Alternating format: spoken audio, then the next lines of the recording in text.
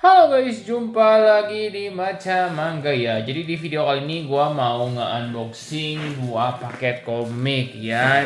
Salah satunya adalah manga yang kalian request reviewnya terus menerus ya. Karena memang gue juga sangat menantikan komik tersebut. Komik apakah itu? Nanti kalian bakal tahu deh ya. Nah, tapi sembari unboxing ini, gue bakal mengutarakan unek-unek gue tentang apa coba. Ya, pasti kalian udah tahu sih, soalnya udah ada judulnya di thumbnail ya. Dan ini udah mau gue bahas sebenarnya dari kemarin-kemarin ya. Gue udah bilang tentang Phoenix Gramedia Indonesia. Ya, kita lakuin sambil unboxing aja deh ya. Ini jadi videonya mungkin bakal lama ya sambil unboxing seperti ini. Jadi ini paket pertama lah ya, sambil ngomongin ini paket pertama ini dari bukan rumah buku si kembar, dari Origami Books ya. Ini itu buat melengkapi Slam Dunk gua ya. Sebentar. Ya, ini Slam Dunk gua volume 1, 2 dan 6 ya. Mari kita buka. Oke, ya. Pertama kita bahas masalah yang lagi cukup ngetren di dunia perkomikan Indonesia ya.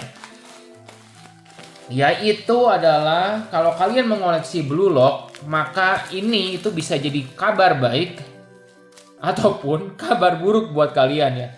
Oh ya, disclaimer ya. Ini gue bukan mau menjelekkan pihak Phoenix Gramedia ya. Camkan ya, ini sampai akhir ini semua adalah pendapat gue yang subjektif. Nanti emang sih gue ngomongnya kenapa kesannya mungkin rada ngejelek-jelekin, tapi ini kan selera gue ya. Jadi no offense, gue yakin pihak Phoenix Gramedia sendiri sudah berusaha semaksimal mungkin ya buat ranah komik yang mereka terbitin ya. Gitu. Jadi gue nggak menyerang editor, nggak menyerang apa gitu. Cuma ini pendapat gue sebagai konsumen aja ngelihat terbitannya Phoenix Gramedia. Oke ya. Seperti yang gue bilang tadi, ini dari Origami Books ya. Slam Dunk nomor 1, 2 dan 6 ya. Apakah ada masalah? Kelihatannya tidak ada ya ini. Rapi 1, 2. Nah, iya ya. Ini kemarin ada subscriber yang bilang apa tuh namanya? Volume 2 itu paling tipis bukan? Dan memang paling tipis ya volume 2 ya kelihatan ini.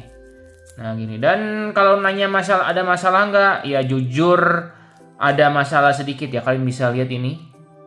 Ada dent sedikit. Ini cukup sedih ya nggak dikasih tambahan kardus. Cuma ya memang gue nggak pesen tambahan kardus. Gue asumsi kalau gue beli rada banyak gini dikasih tambahan kardus. Kalau Origami Books ternyata tidak. Cuma ya biasanya gue kemarin itu gue cuma bilang tolong ya kasihin kardus, dikasih kardus loh sama mereka loh tanpa biaya tambahan. Dan tapi memang kemarin kan belinya lebih banyak. Cuma ya udahlah, kalau dalam keadaan kayak gini gue masih oke, masih terima. Gue masih maklumin, gue nggak gimana-gimana. Ya. Jadi 1/6. Karena ini kasarnya kalau kita taruh di apa tuh di rak buku nanti ditumpuk juga nanti lama kelamaan jadi lurus lagi gitu. Cuma masalah ini trauma gue ya sejak Evangelion kemarin. Jadi biasanya itu kalau gue beli manga itu apa tuh namanya sama gue dibiarin aja segel kalau gue lagi nggak mau baca. Cuma setelah kasus Evangelion gue jadi deg-degan nanti gue biarin di dalamnya hancur gimana. Jadi trauma tersendiri ya. Oke, sorry ngalor ngidul lagi ya. Balik lagi ke masalah PGI ya. Kalau kalian ngikutin Blue Lock ya. Nih, Blue Lock ya. Kan sekarang itu volume terakhirnya itu volume 19 ya. Menurut kabar angin yang sudah 99% yakin lah ya kebenarnya, nanti mulai volume 20 itu Blue Lock bakal jadi diterbitin sama Phoenix Gramedia ya. Concern gue yang pertama adalah masalah harga ya. Dan ukuran. Sebenarnya kalau ukuran kalian lihat ini sih ya ukurannya sebenarnya lebih sama ya tinggi ya. Kalau tinggi sama, tapi kalau lebar itu lebih lebar terbitan Phoenix Gramedia. Dan juga masih belum diketahui nanti ukurannya gimana. Cuma yang dari penglihatan gua ini apa tuh namanya harganya itu naik ya. Nah ini dari Carolina ya, ini cukup banyak isinya adalah ya Junji Ito yang ke-7 ya. Ini kayaknya pengirimannya molor, telat banget karena itu apa tuh namanya banjir ya di mana-mana ya. Buat kalian yang tinggal di Bekasi gitu ya, semoga kalian baik-baik saja ya, terutama koleksi-koleksi manga kalian.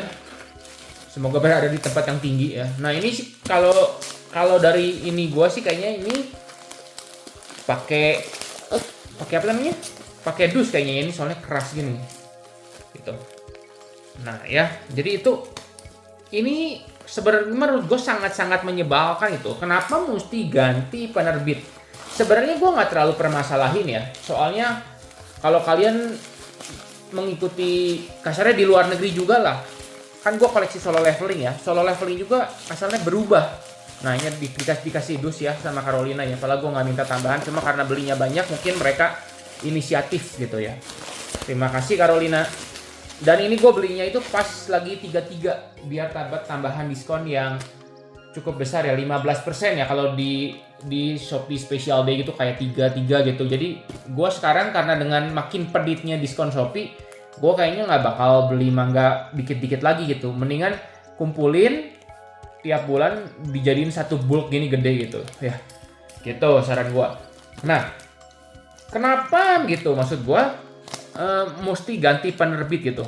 Soalnya kalau dari pandangan gua nih ya, dari pandangan gua itu Alex itu adalah penerbit komik populer yang mereka mau targetin ke apa tuh namanya? Halayak ramai. Bahasanya halayak ramai ya. Jadi buat apa tuh namanya? Ya buat kayak orang-orang kolektor kasual gitu kasarnya. Sedangkan kalau PGI itu gua sih memandangnya sebagai kolektor, buat kolektor yang premium, makanya harganya mereka berani kasih mahal gitu ya. Tapi kenapa gitu? Blue Lock, kalau kalian ngikutin Instagramnya Alex Media ya, itu adalah salah satu komik yang paling laku di Indonesia ya. Orang Indonesia kan emang suka sepak bola ya. Gue juga nggak suka sepak bola, suka Blue Lock, apalagi yang suka sepak bola ya. IT-nya mah begitu lah ya. Salah satu yang paling laku di Indo, Blue Lock itu. Dan mereka rubah jadi Phoenix Gramedia gitu. Bener-bener deh concern gue itu harganya nanti gimana gitu. Soalnya serius ya guys, gue bukannya apa ya, bukannya mau gimana ya menghina atau apa. Kalian tahu lah di Indonesia negara ini sekarang kan lagi ekonomi lagi itu ya. Gue nggak tahu dengan keadaan ekonomi kalian, cuma ya koleksi komik ini kan bisa dibilang hobi mewah lah bisa dibilang ya. Hobi yang bukan murah lah, apalagi kalau kalian koleksinya banyak. Dan kenaikan harga kedengarannya memang nggak signifikan ya. Blue Lock harganya bukan kedengaran nggak signifikan. Kedengarannya iya, kesannya cuma dikit naiknya. Enggak ya, cukup gede ya.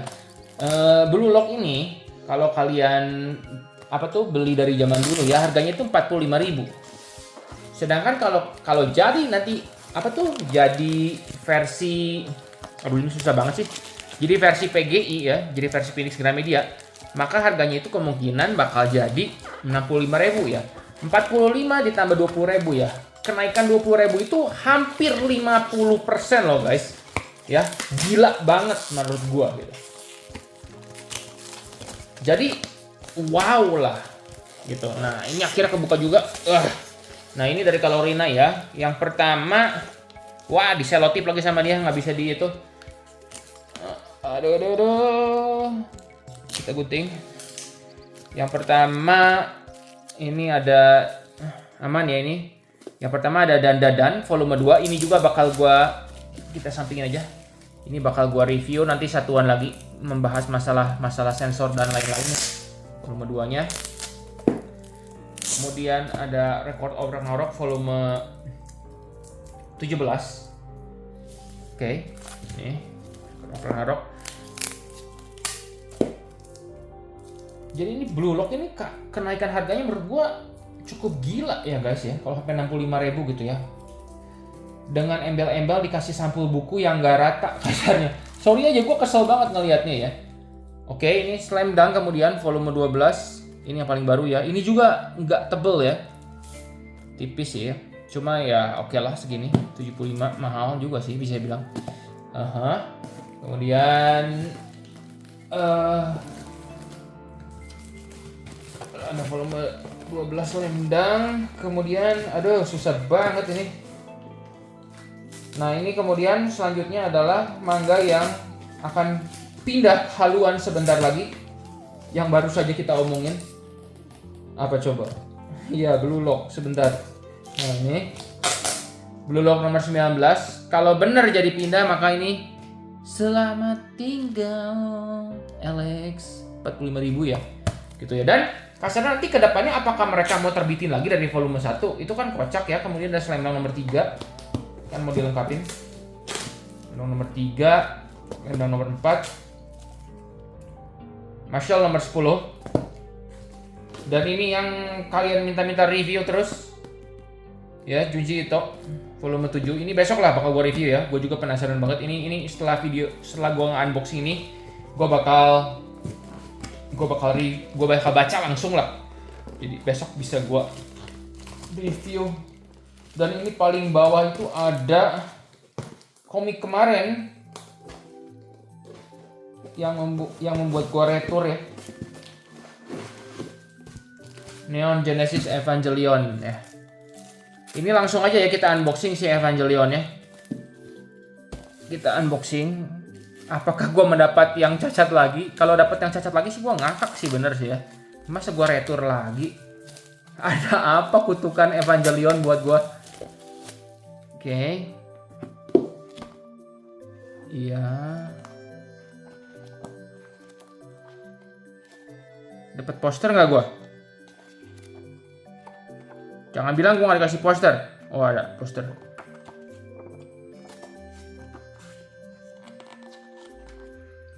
Ada posternya, ada.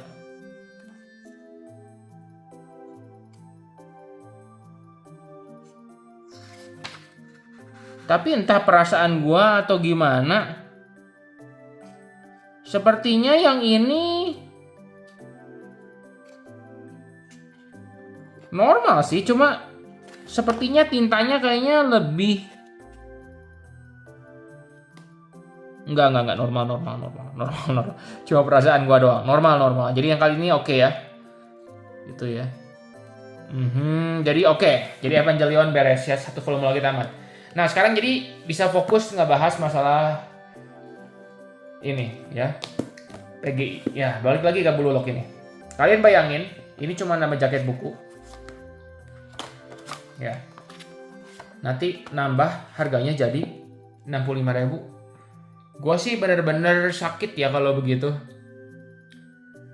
Ya, tapi mau gimana lagi, kasarnya Blue Lock gua suka dan ini bisa dibilang jebakan Batman. Mau berhenti gimana? Udah 18 volume. Serius, kalau mereka melakukan manuver ini di volume-volume awal, gua berhenti koleksi. Males. Gua mendingan langsung koleksi yang versi luar negeri aja, yang Inggris. Udah jelas-jelas mahal dan kualitas kertasnya bagus gitu. Ada yang bilang kertasnya Phoenix Gramedia itu bagus-bagus, tapi jujur ya dari yang gue punya ya, ini Windbreaker nomor 1 dan dari yang gue lihat-lihat dari Gramedia gitu yang udah kebuka, Phoenix Gramedia itu bisa dibilang kertasnya sebenarnya ya rada letoy menurut gue, tapi ya masih oke gitu ya. Dan kalau mau diomongin sih dari penglihatan gue sih sama-sama aja kayak Akasha yang ini ya. Makanya gue ngelihat PGI ini gue kurang suka. Kenapa? Ya karena itu harganya ini ya. Pertama yang gue kurang suka dengan PGI, kita mulai dengan fokus ngomongin PGI. Hal pertama yang gue kurang suka dengan PGI adalah harganya mahal ya. Ini tuh harga tertulis 65.000, ini itu harga tertulis 45.000. Tapi kalau kenyataannya, kalau kalian cari-cari di buku online shop dan lain-lain ya, ini itu masih dapat diskon lagi bisa sampai 15-20%. Sedangkan kalau komik terbitan PGI, sejauh yang gua tahu ya, selama ini paling gede diskonnya itu 10% dari yang gua lihat. Kecuali benar-benar event-event yang tertentu lah gitu ya, baru mungkin bisa di bawah 10%. Itu dari penglihatan gua. Itu makanya gua kurang suka.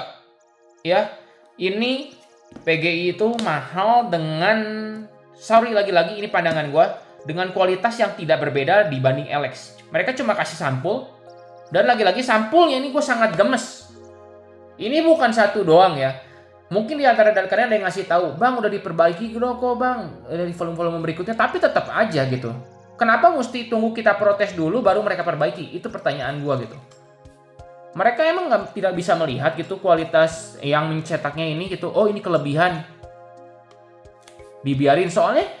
Selain Windbreaker, ada satu manga yang menarik yang pengen gue koleksi, yaitu Hikaru ya, Summer apa ya, lupa gue judulnya itu. Itu sepertinya cukup menarik karena memang katanya bagus.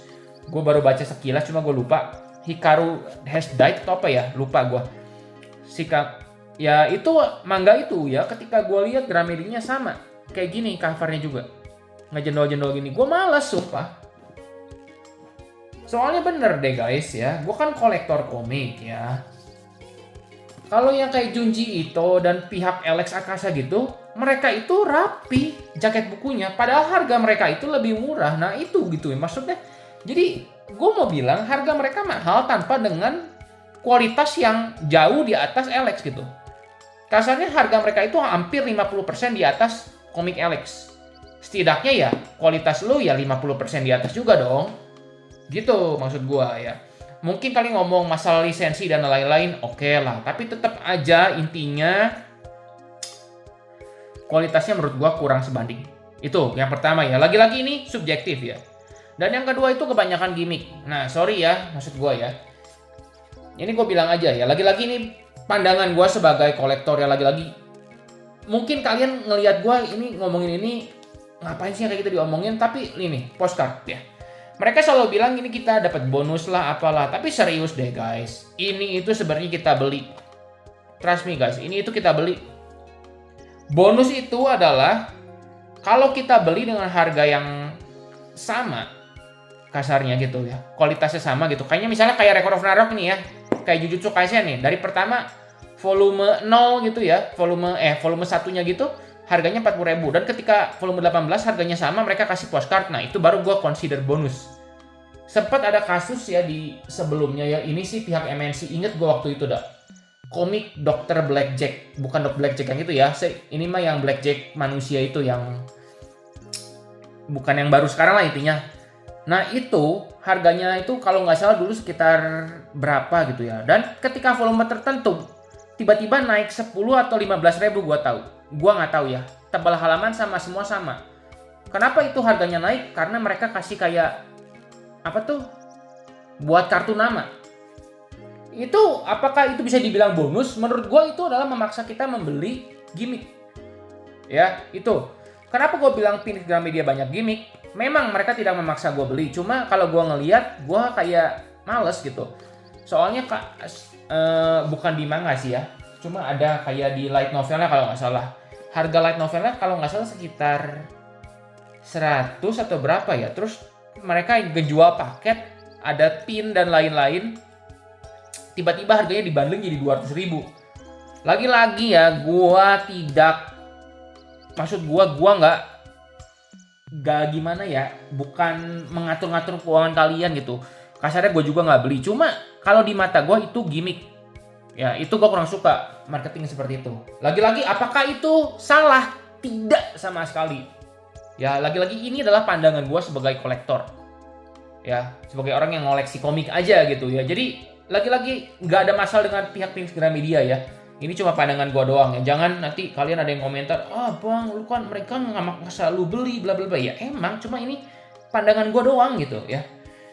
Gitu ya. Dan hal lain yang gue kurang suka adalah volume mereka terbit itu sangat intens. Memang kalau kalian kolektor yang berlebihan duit, seneng pasti. Wah, kayak Windbreaker ini gila, Windbreaker ini luar biasa cepet loh. Serius, itu sebenarnya hal yang baik. Bener, hal yang baik. Sebenarnya bukan hal yang buruk juga. Cuma lagi-lagi gue harus ngomongin Indonesia ya. Indonesia lagi seperti kata gue, kondisi ekonominya mungkin kurang baik. Ya mungkin ini dari penglihatan gue aja ya. Mungkin kenyataan di lapangan kalian enggak ya bagus. Cuma kalau digempur kayak gini, digempur dengan tiap bulan kayak gini, lama-lama orang yang kolektor kasual nanti bakal jenuh kan. Nah nanti bakal jenuh. Ketika awal-awal mungkin mereka koleksi beli volume awal. Kemudian tapi udah sampai volume 3, aduh capek nih kayaknya tiap bulan diterbitin terus. Akhirnya mereka jual yang versi bekasnya. Mereka jual ke marketplace dan akhirnya penjualan ke depannya menurun. Setelah penjualan menurun, akibatnya apa? Ada kemungkinan judul dikampak ya. Windbreaker sih nggak mungkin dikampak, gue yakin, karena ini judul populer. Cuma yang nggak tahu juga. Nah itu yang gue takutin ya. Lagi-lagi bebas. Menurut sisi bisnis memang bagus Phoenix Gramedia. Mereka ya otomatis perusahaan yang mau menghasilkan uang sebanyak mungkin. Nggak masalah, lagi-lagi itu nggak masalah. Cuma di mata gue, waduh ini kok digas terus gitu. Padahal kalau manga seperti Naruto, Slam Dunk, gue udah ngerti. Karena manga-manga ini itu udah tamat, udah ada volume tamatnya. Jadi dan udah pernah terbit. Jadi dikoleksi diterbitin tiap bulan juga, maksud gue nggak masalah sih ya, karena bisa dikejar konsisten. Sedangkan kalau Windbreaker gue tanya, setahu gue Windbreaker itu baru sampai volume 20-an atau 19, gue lupa. Apa mereka mau gimana? Mau pacing mereka itu mau gimana? Apa mau tiap bulan terus nanti pas nyampe 20 baru pelan-pelan? Ya gue juga nggak tahu. Cuma maksud gue kurang baik sebenarnya sih. Seperti itu. Ada baiknya seperti 2 bulan sekali lah. Jangan terlalu cepat tapi ya jangan terlalu lama juga. Seperti Monster itu kalian gila banget ya penerbit. Cuma kan bukan Phoenix Gramedia. Monster bisa sampai 3-4 bulan gitu baru terbit volume selanjutnya. Yang lama mah lama banget, yang cepat mah cepatnya gila banget ya. Dan lagi-lagi ya, makin cepat volume memang makin bagus, tapi itu lagi menimbulkan concern buat gua ya. Kalian tahu kan